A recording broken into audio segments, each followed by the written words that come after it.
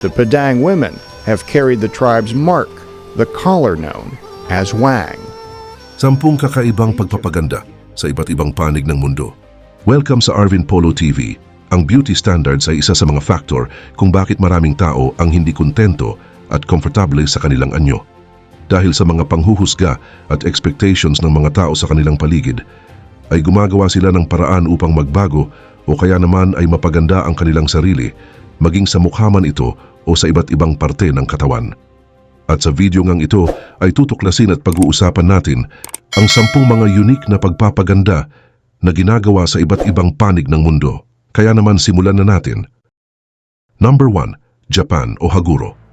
Ang ohaguro ay isang tradisyon sa Japan kung saan pinapaitim ang mga ngipin. Madalas itong ginagawa ng mga babae, ngunit may ilan ding mga kalalakihan, lalo na ang mga samurai, na nakikilahok din dito. Ang kaugalian na ito ay naging bahagi ng Japanese culture sa loob ng maraming taon at may kaugnayan sa kanilang kasaysayan at kagandahan.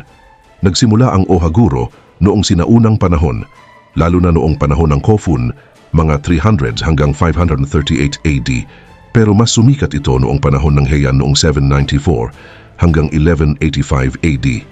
Sa panahong ito, ang mga kababaihan ay itinuturing na maganda kapag maputi ang balat, manipis ang kilay, at itim ang ngipin. Para sa mga babaeng nasa mataas na antas ng lipunan, ang ohaguro ay isang paraan upang ipakita ang kanilang kagandahan at posisyon sa lipunan. Bukod sa pag-aayos ng buhok at paggamit ng makeup, ang pagpapaitim ng ngipin ay isa ring paraan ng pagpapaganda.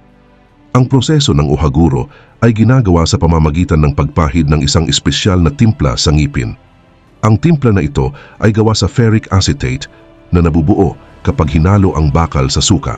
Pagkatapos ito ay pinaghahalo sa tannin na isang sangkap na nanggagaling sa mga halaman tulad ng gallnut. Kapag ipinahid ang timpla sa ngipin, ito ay nagiging itim at matibay. Kinakailangan itong gawin ng regular upang mapanatili ang itim na kulay ng ngipin. Samantala, maraming dahilan kung bakit ginagawa ang ohaguro. Isa sa mga ito ay ang paniniwala na mas maganda ang itim ng ngipin kaysa sa puting ngipin. Sa panahon ng Heian, itinuturing na hindi kaaya-aya ang kontrast ng puting ngipin sa maputing mukha. Kaya mas pinapaboran ang itim ng ngipin para magmukhang mas balance ang itsura. Bukod dito, ang ohaguro ay isang simbolo ng pagiging ganap na dalaga at pagiging handa ng isang babae para sa kasal at mga responsibilidad bilang may bahay. Mayroon ding paniniwala na ang itim ng ngipin ay nagpoprotekta laban sa masasamang espiritu.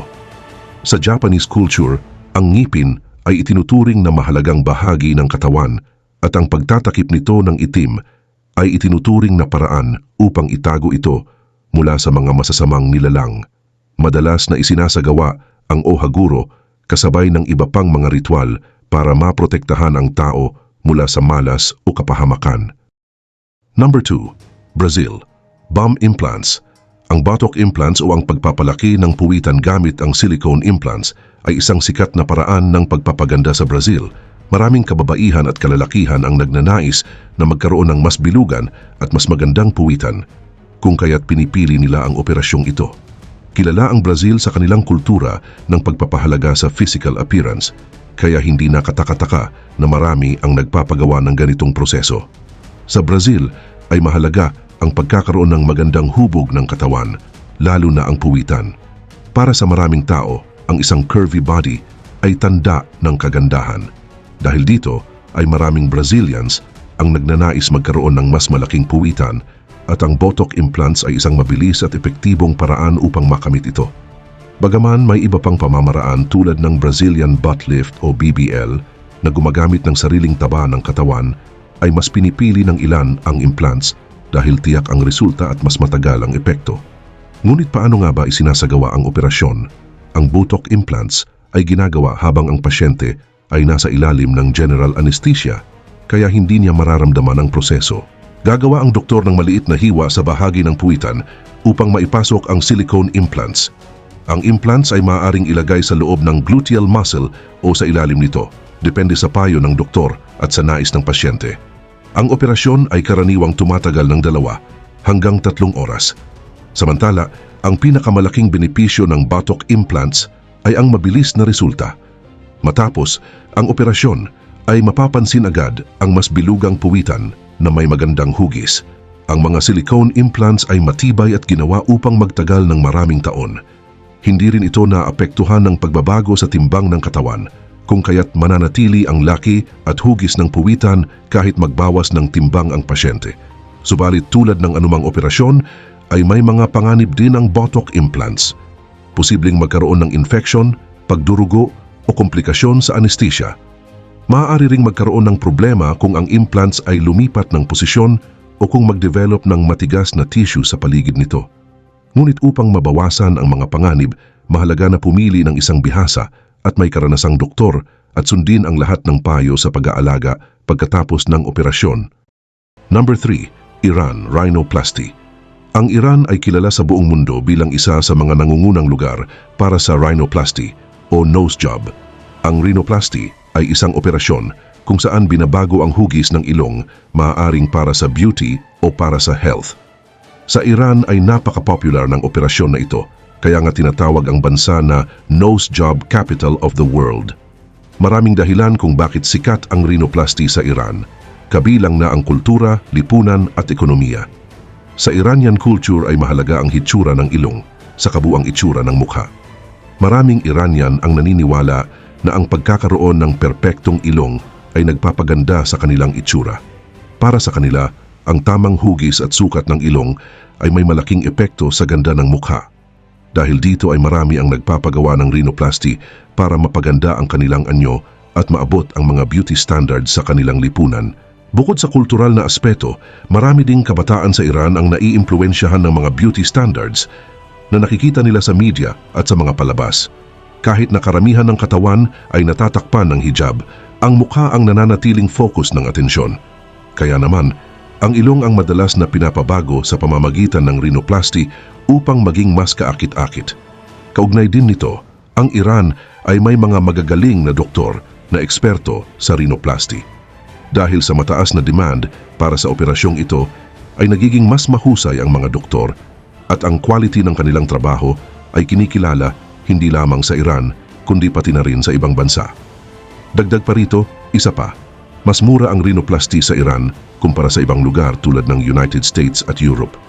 Ito ang dahilan kung bakit maraming tao mula sa iba't ibang panig ng mundo ang nagpupunta sa Iran para magpa-rhinoplasty.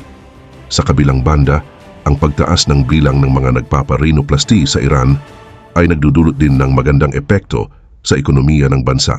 Lumalago ang medical tourism kung saan ang mga tao ay bumibiyahe sa ibang bansa para magpa-opera. Number 4. South Korea Double Eyelid Surgery. Ang South Korea ay kilala sa buong mundo dahil sa dami ng mga tao na nagpapagawa ng cosmetic surgery, lalo na ang tinatawag na double eyelid surgery o blepharoplasty.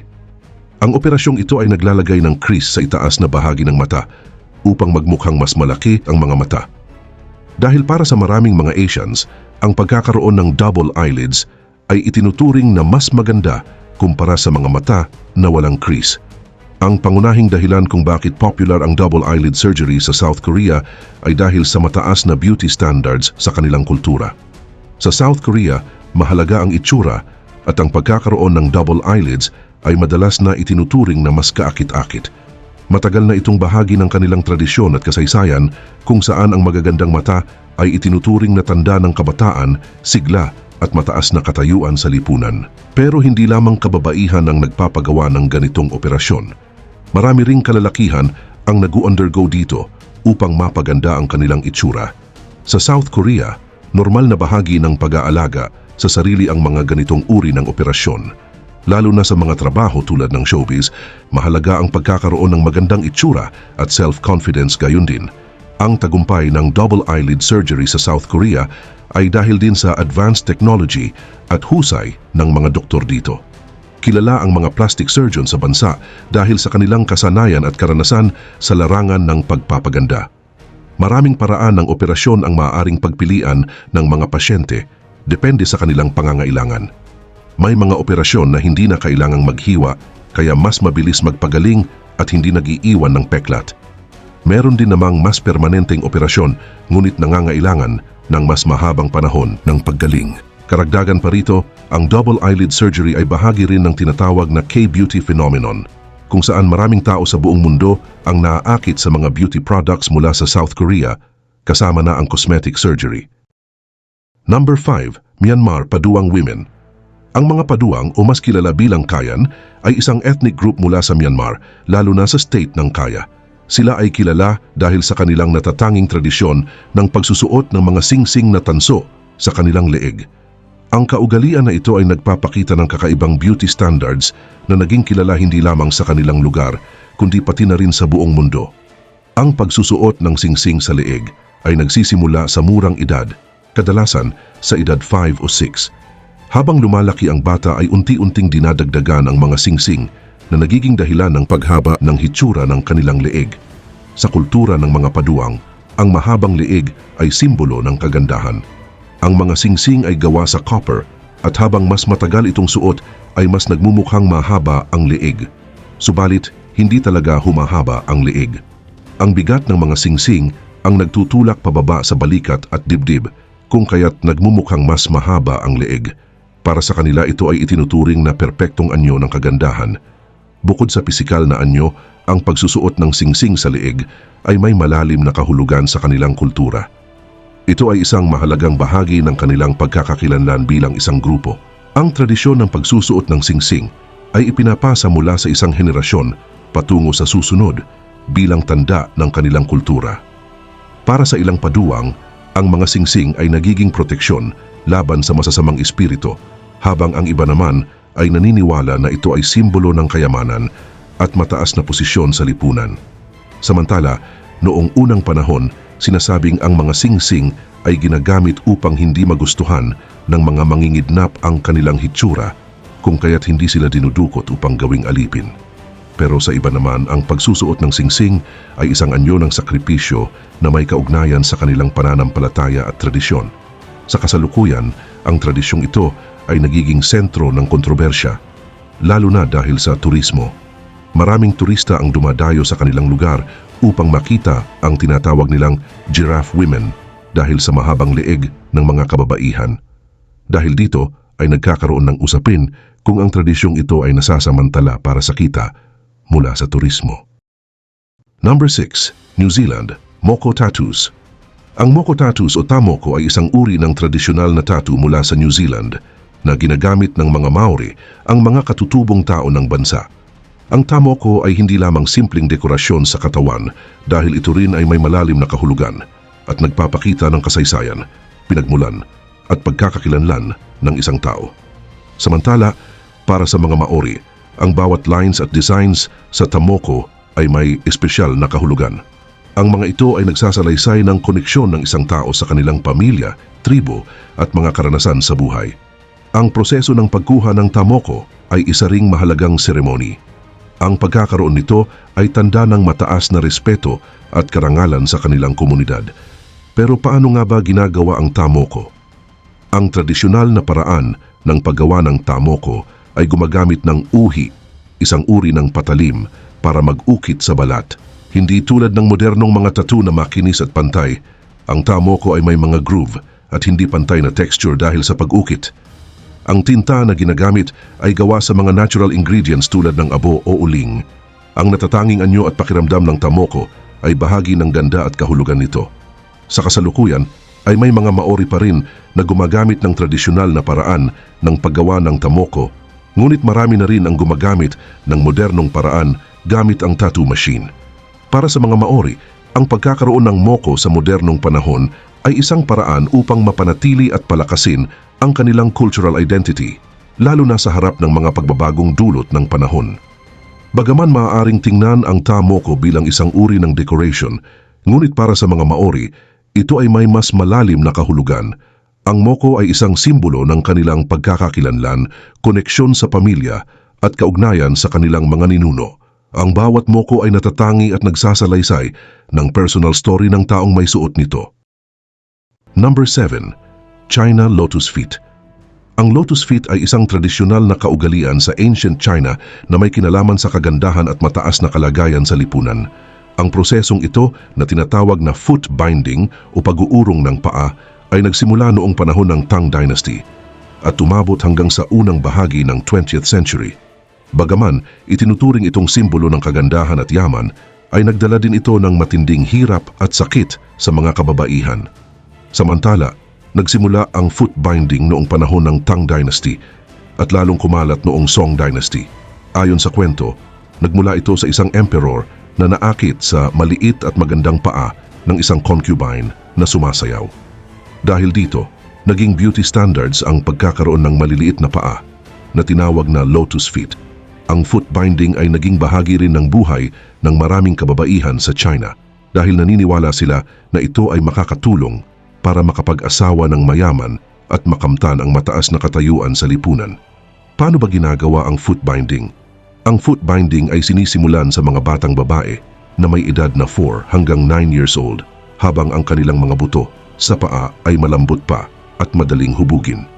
Sa prosesong ito, ang paa ng bata ay ibinababad muna sa mainit na tubig na may halong halamang gamot. Pagkatapos ang mga daliri ng paa ay pinipilit na itulak pababa at pabalik sa ilalim ng talampakan habang mahigpit na binabalot ng tela upang magkalapit ang talampakan at sakong. Ang layunin nito ay paliitin ang paa hanggang sa maging 3 inches lang ang haba. Bagaman masakit, ay maraming kababaihan ang nagpapatuloy sa foot binding dahil sa paniniwalang ito ay nagpapaganda at nagbibigay ng magandang kinabukasan. Gayon din naman, ang pagkakaroon ng lotus feet ay itinuturing na tanda ng kagandahan at mataas na kalagayan sa lipunan. Ang mga kababaihan na may ganitong paa ay karaniwang nagiging bahagi ng mga mayamang pamilya kung saan hindi na nila kailangang magtrabaho. Ang mga espesyal na sapatos na tinatawag na lotus shoes na gawa sa silk at may magagandang embroidery ay simbolo rin ng kagandahan at kayamanan. Sa kabilang banda, ang foot binding ay nagdudulot ng permanenteng pinsala sa mga paa ng mga kababaihan. Ang proseso ay nagiging sanhi ng kapansanan at pinapahirapan ang kanilang kakayahang maglakad o kumilos ng normal. Number 8. Tibet Yak Butter Moisturizer. Ang Tibet Yak Butter Moisturizer ay isang tradisyonal na produkto mula sa Tibet. Ginagamit ito bilang pampahid sa balat at gawa sa yak butter, isang uri ng butter na galing sa gatas ng yak. Ang yak ay isang hayop na parang baka at matatagpuan sa malamig at mataas na lugar tulad ng Himalayas. Sa Tibet, ang yak butter ay hindi lamang ginagamit sa pagkain kundi bilang moisturizer din para sa balat. Kaugnay nito, ang yak butter ay mantikilya na gawa sa gatas ng yak. Sa Tibet ay mahalaga ito dahil nakakatulong ito na mapanatiling malambot at moisturized ang balat sa kabila ng malamig at tuyong klima. Ang malamig na hangin sa Tibet ay maaaring magdulot ng pagkatuyo at pagbibitak ng balat, kung kaya't ginagamit ang yak butter para protektahan ito. Ang mantikilyang ito ay puno din ng fatty acids na tumutulong upang magbigay ng tamang moisture sa balat. Ano-ano nga ba ang mga benepisyo ng Yak Butter Moisturizer? Ang Yak Butter Moisturizer ay isang natural na produkto na ligtas gamitin. Wala itong halong chemical, kung kaya't maganda ito para sa mga taong may sensitive skin. Ang mga fatty acids na nasa Yak Butter ay nakakatulong din sa pagpapanatili ng moisture sa balat at nagpoprotekta laban sa mga masasamang epekto ng panahon tulad ng hangin at araw. Bukod dito, ang yak butter ay may antioxidants din na tumutulong sa pagpigil ng mabilis na pagtanda ng balat. Sa regular na paggamit ng yak butter moisturizer ay maaari nitong mabawasan ang mga wrinkles at mapanatili ang lambot at elasticity ng balat. Dahil dito, ang balat ay magiging mas makinis at mukhang mas bata. Sa Tibet, ang yak butter ay hindi lang pang moisturizer, kundi bahagi rin ng kanilang kultura. Ginagamit ito sa mga religious ceremonies, tulad ng pagpapatak nito sa mga lampara, sa mga templo na simbolo ng liwanag at karunungan. Sa ngayon, ang yak butter moisturizer ay nakikilala na rin sa buong mundo. Maraming tao, lalo na ang mga mahilig sa natural at organic products, ang naaakit na subukan ito dahil sa mga benepisyo nito sa balat. Ang ilang kumpanya ng cosmetics ay gumagamit na rin ng yak butter sa kanilang mga produkto dahil sa mga positibong epekto nito. Number 9. Malaysia Gold Facial. Ang gold facial ay isang uri ng treatment na ginagamit sa pagpapaganda ng balat sa Malaysia. Sa prosesong ito ay gumagamit ng mga produkto na may halong ginto para mapabuti ang kalusugan at hitsura ng balat. Matagal nang ginagamit ang ginto sa iba't ibang tradisyon ng pagpapaganda, lalo na ng mga royal families sa Asia at Egypt. Sa kasalukuyan, ay muling naging popular ang gold facial dahil sa mga benepisyo nito sa balat. Samantala, sa isang gold facial, ang unang hakbang ay ang paglilinis ng balat upang matanggal ang mga dumi at impurities. Pagkatapos ay isinasagawa ang exfoliation gamit ang mga produktong may ginto upang matanggal ang mga dead cells ng balat at mas maging epektibo ang pagpasok ng mga active ingredients. Kasunod nito ay inilalagay ang isang mask na may gold-infused serum sa mukha. Ang serum na ito ay naglalaman ng maliliit na particles ng ginto na mabilis na hinihigop ng balat. Ang mga particles na ito ay tumutulong upang mapabuti ang daloy ng dugo, mag-stimulate ng collagen, at magbigay ng mas firm at bata pang hitsura ng balat. Gayon din, maraming benepisyo ang gold facial kung kaya't sikat ito sa Malaysia. Una, may kakayahan itong labanan ang pagtanda ng balat. Ang ginto ay tumutulong sa pagbuo ng collagen at elastin na nagpapanatili ng elasticity ng balat, kaya nababawasan ang mga linya at kulubot sa mukha. Pangalawa, nagpapatingkad ito ng balat. Dahil sa epekto ng ginto sa blood circulation, ay nagiging mas maliwanag at makinis ang balat. Pangatlo, may anti-inflammatory properties ang ginto na tumutulong upang mabawasan ang pamumula at pamamaga ng balat. Angkop din ito para sa mga may sensitive skin o acne. Pang-apat, tumutulong ito sa detoxification ng balat sa pamamagitan ng pagtanggal ng toxins. At panghuli, ay nagbibigay din ito ng sapat na hydration sa balat na mahalaga lalo na sa mga taong may dry skin. Maliban dito, ang gold facial ay sikat din naman sa mga high-end na spa sa Malaysia. Maraming celebrities at mga taong may mataas na antas sa lipunan ang tumatangkilik sa treatment na ito dahil mabilis at effective ang resulta nito. Bagaman medyo mahal ang presyo nito, ay itinuturing ito ng marami bilang isang magandang investment para mapanatili ang kanilang youthful at glowing skin. Number 10. Philippines Calamansi Skincare. Ang calamansi ay isang maliit na prutas na madalas ginagamit sa Pilipinas, hindi lang sa pagluluto kundi pati na rin sa pangangalaga ng balat. Dahil sa taglay nitong vitamin C at citric acid, ay maraming tao ang gumagamit ng kalamansi bilang natural na pampaganda. Samantala, isa sa mga pangunahing benepisyo ng kalamansi ay ang kakayahan nitong magpaputi ng balat. Ang katas ng kalamansi ay madalas na ginagamit upang alisin ang mga dark spots at freckles.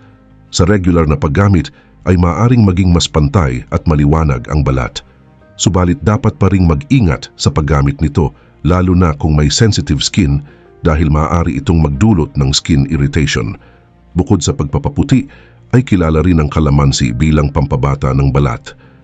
Dahil puno ito ng antioxidants, ay nakakatulong ito sa pagpigil sa pagtanda ng balat. Ang regular na paggamit ng kalamansi ay maaaring magpabawas ng mga lines at wrinkles sa mukha, kung kaya't ang kutis ay nagmumukhang mas bata at fresh. Gayon din naman, ang isa pang benepisyo ng kalamansi ay ang kakayahan nitong mag-exfoliate ng balat. Ang citric acid na taglay ng kalamansi ay nakakatulong sa pagtanggal ng mga dead skin cells na nagiging sanhi ng dull na itsura ng balat. Sa pamamagitan ng regular na paggamit ay nagiging mas makinis at malinis ang balat at nababawasan ang posibilidad ng pagkakaroon ng acne. Kaugnay din nito, ang kalamansi ay nakakatulong din sa pagbabawas ng langis sa mukha. Ang katas ng kalamansi ay may astringent properties na nakakatulong sa pagliit ng pores at pagkontrol ng sebum, na nagdudulot ng mas mababang chance ng pagkakaroon ng acne. May taglay din itong antibacterial properties na nakakatulong sa pagpatay ng mga bakterya na nagdudulot ng acne. Bukod pa rito, ay maaari ring makatulong ang kalamansi sa pagpapaliit ng mga scars at blemishes sa balat. Sa tuloy-tuloy na paggamit, ay maaring mabawasan ang visibility ng mga freckles kung kaya't nagiging mas makinis ang kutis. Ngunit hindi ito ganap na nakakatanggal ng malalalim na peklat, lalo na kung ito ay matagal na.